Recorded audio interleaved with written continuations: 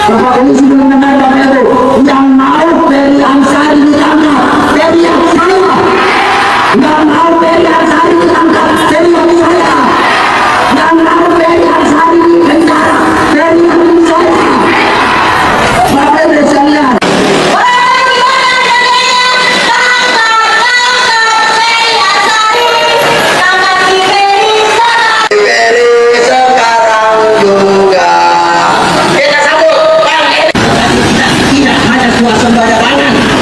suasembada semangat. Jadi semangat-semangatnya bertani karena apa? Karena stabilitas harga, karena stabilitas ekonomi. Menentukan gerakan lintas aliansi adili koruptor disingkat Gladiator. Jokowi diyakini telah membuat kebijakan, peraturan, pembentukan undang-undang dan melaksanakan sejumlah proyek APBN secara otoriter, anti musyawarah, anti demokrasi, syarat PKN, dan pendekatan politik sendik terhadap jumlah pimpinan partai. Hal-hal ini telah menjadi sebab Jokowi masuk daftar pemimpin terburuk kedua di dunia tahun 2004 versi OCCRP. Selama berkuasa, Jokowi diyakini telah bekerja sama dengan oligarki hitam, melakukan kejahatan luar biasa. Kategori State Corporate Crime atau SCC secara terstruktur, sistematik, masif, brutal, dan amoral, sehingga telah merusak berbagai sendi kehidupan berbangsa dan bernegara secara sosial, politik, ekonomi, keuangan, keamanan, pertahanan, lingkungan, dan lain-lain. Sebagian besar kejahatan kategori SCC atau State Corporate Crime, rezim Jokowi sejauh ini belum diproses sesuai hukum yang berlaku. Bahkan sebagian praktek kejahatan warisan Jokowi lainnya masih berlangsung dan pelakunya pun malah dipertahankan menjadi anggota kabinet merah putih. Kami menilai pemerintahan Prabowo saat ini sangat dipengaruhi dan dikendalikan Jokowi, sehingga berbagai tekad dan agenda perbaikan penyelenggaraan negara, terutama misi Prabowo dalam aspek termasuk pemberantasan korupsi, sehingga Antartika berjalan di tempat dan layak disebut retorika aman-aman. Padahal lagu kejahatan SCC dapat dianggap musuh rakyat, negara, dan kemanusiaan, sehingga layak dihukum mati. Sehubungan dengan hal di atas, kami menuntut agar satu, pemerintah, KPK, Kejaksaan dan Polri mengangkat dan mengadili mantan Presiden Jokowi dan sejumlah menteri kabinet Jokowi terindikasi korupsi, KKN, seperti Nadiem Makarim, Yakut, Khalil Nurmas, Budi Karya Samadi, dan lain-lain. Lanjutkan, Pak.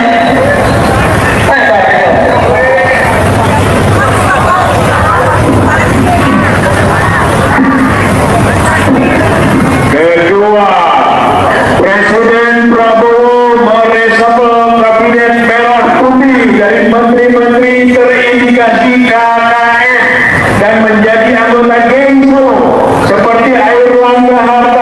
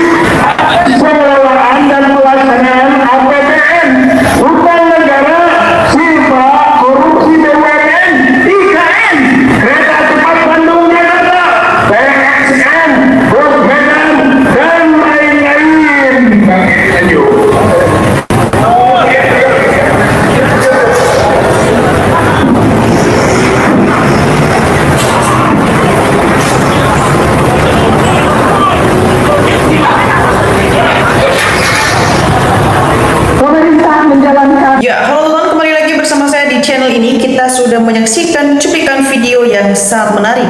Dan teman-teman, sebelum kita pada lebih dalam isu panas hari ini, jangan lupa untuk berikan komentar kalian dan subscribe channel ini agar teman-teman tidak ketinggalan informasi menarik yang kita sampaikan. Teman-teman, di cuplikan video kali ini kita melihat sebuah peristiwa besar yang akan mencatat dalam sejarah perjuangan rakyat Indonesia. Sebuah gelombang besar kesadaran rakyat Indonesia, yaitu adanya kemarahan dan kesadaran sekaligus harapan yang ini kini tengah menyapu seluruh penjuru negeri. Ya, di mana teman-teman di puluhan kota-kota besar maupun kecil mulai dari Jakarta, Solo, Surabaya, Bandung, Medan, Makassar hingga ke pelosok desa, ribuan bahkan jutaan rakyat ikut ke jalan serta serentak. Ya, mereka datang dari berbagai latar belakang, buruh, petani, pedagang, mahasiswa, guru, purnawirawan TNI hingga ibu rumah tangga. Ya, semua melembur bersatu dalam suatu suara, yaitu tuntutan yang sama demi mengembalikan ketegasan hukum dan meminta keadilan. Ya teman-teman, semua di depan kediaman mantan Presiden Joko Widodo di Solo serta di berbagai kantor pemerintahan, suasana terasa begitu membara. Rakyat membawa spanduk raksasa dan bendera merah putih untuk menyampaikan isi hati mereka yang sudah tak tertahan selama bertahun-tahun. Ya, di dalam aksi lintas aliansi ini teman-teman, setidaknya ada 6 tuntutan rakyat yang disuarakan demi mengadili koruptor atau mereka yang singkat sebagai Gladian Jokowi. Ya, mengapa tuntutan ini ditujukan langsung secara spesifik kepada Jokowi padahal beliau sudah tidak lagi menjabat sebagai presiden? Ya, rakyat menilai teman-teman bahwa selama berkuasa Jokowi diyakini telah bekerja dengan oligarki hitam dan melahirkan kebijakan serta undang-undang secara otoriter dan anti demokrasi.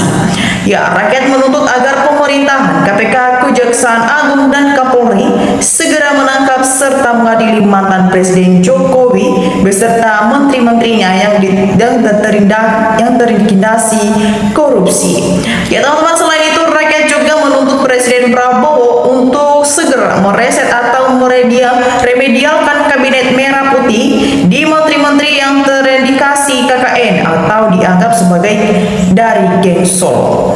Ya teman-teman, bukan hanya masalah korupsi dan kebijakan ekonomi, kemarahan rakyat ini juga dipicu oleh kekecewaan yang mendalam terhadap gurita dinasti politik.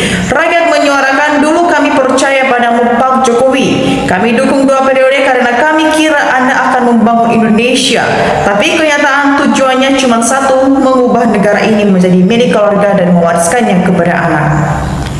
Ya teman-teman semua, rakyat tidak lupa bagaimana Gibran dibawa ke panggung politik nasional mulai dari saat belum memiliki pengalaman besar lalu didorong menjadi wali kota Surakarta menggunakan seluruh pengaruh kekuasaan hingga puncaknya adalah mengubah aturan batas usia minimal cawapres di Mahkamah Konstitusi secara mendadak demi meluluskan jalannya.